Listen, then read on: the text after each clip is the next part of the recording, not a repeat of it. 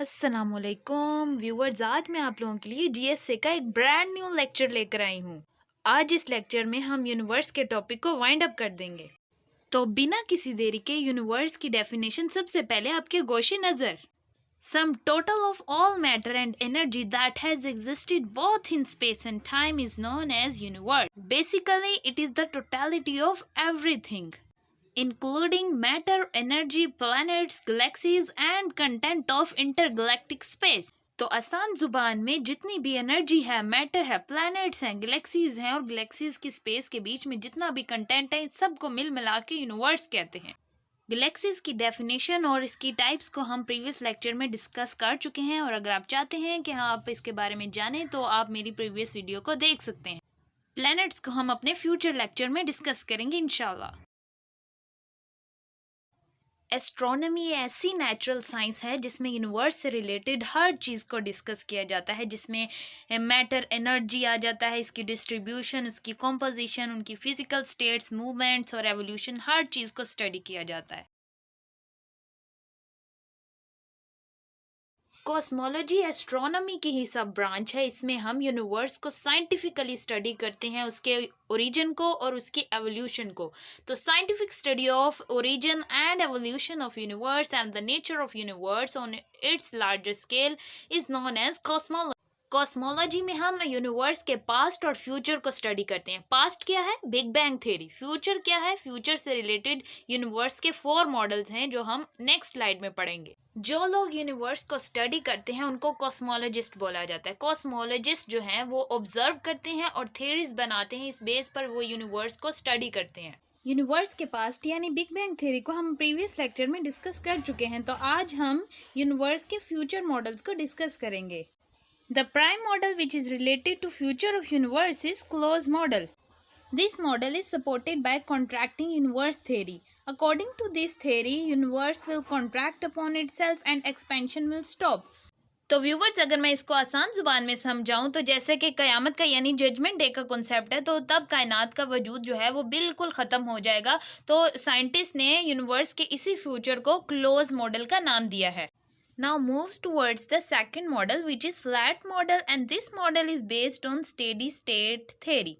According to this theory, expansion will slow down but will not collapse upon itself and universe will reach on a stable size. यानी अगर मैं इसको simply explain करूं तो universe की expansion बिल्कुल slow हो जाएगी और यूनिवर्स कोलैप्स नहीं करेगी बल्कि एक स्टेबल साइज को अप्रोच कर लेगी। तो इस मॉडल के ग्राफिकल व्यू में बिल्कुल स्ट्रेट लाइन शो की गई है, तो जिसका मैं पिक्टोरियल व्यू में आपको लास्ट स्लाइड में दिखाऊंगी। Now look forward to third model which is open model and it defends to expanding universe theory. According to this theory, universe will continue to expand forever. यानी कुछ astronomers का ख्याल है कि universe जो है वो एक्सपैंड होती रहेगी, इसका वजूद कभी भी ख़त्म नहीं होगा। Now last model which is related to future of universe is cyclic model. This cyclic model is based on cyclic universe theory. Means there will be the cycle of contraction and expansion. यानी universe collapse करेगी और फिर expand करेगी big bang के event की वजह से। इसी तरह फिर कोलैप्स करेगी और फिर एक्सपैंड होगी। तो इसी तरह ये साइकिल जो है वो चलता रहेगा। इसी साइकिल की वजह से इस मॉडल को साइक्लिक मॉडल का नाम दिया गया। चलें जी, थ्योरी तो हो गई, अब बारी है पिक्टोरियल व्यू की यानी ग्राफिकल व्यू की। इस तरह की डायग्राम्स आपके आंसर को डिफेंड करती हैं और आपको अच्छे मार्क्स गेन करने का चांस भी ज़रूर देती हैं, तो इन्हें आपने बिल्कुल भी आंसर में मिस नहीं करना। अब इसको हम ज़रा डिस्क्राइब कर लेते हैं कि इसके हॉरिजॉन्टल व्यू में टाइम को मेंशन किया गया है, जबकि वर्टिकल व्यू में यूनिवर्स के रेडियस को शो किया गया है।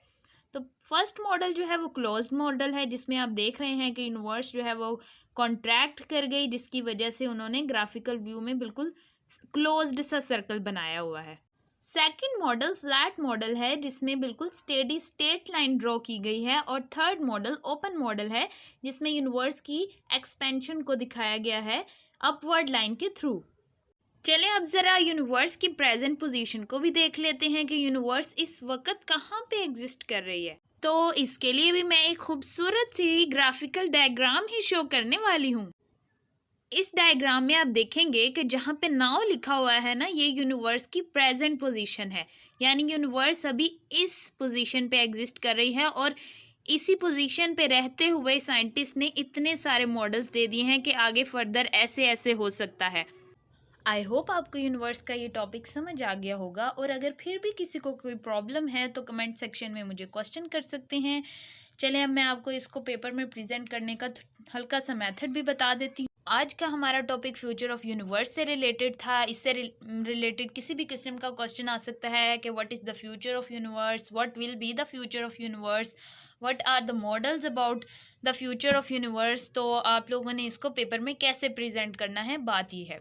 सबसे पहले तो आप यूनिवर्स को डिफाइन करेंगे, उसके बाद आप बताएंगे कि एस्ट्रोनॉमर्स कौन होते हैं, कॉस्मोलॉजिस्ट कौन होते हैं।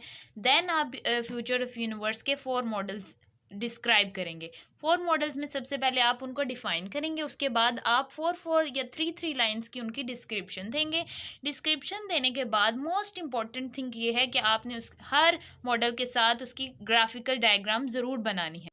आप हर मॉडल के साथ सेपरेटली ग्राफिकल डायग्राम उसकी बनाना चाहते हैं तो भी ठीक है, और अगर आप एक कंबाइंड डायग्राम बनाना चाहते हैं जैसे कि इस डायग्राम में शो हो रहा है तो भी ठीक है कि आप एक कंबाइंड डायग्राम बिल्कुल एंड पे बना दें। तो इस तरीके से आप अपने क्वेश्चन को बहुत अच्छे तरीके से प्रेजेंट करके अच्छे मार्क्स गेन कर सकते हैं। So stay tuned and stay happy and healthy, and do subscribe the channel for more energetic topics. Thank you.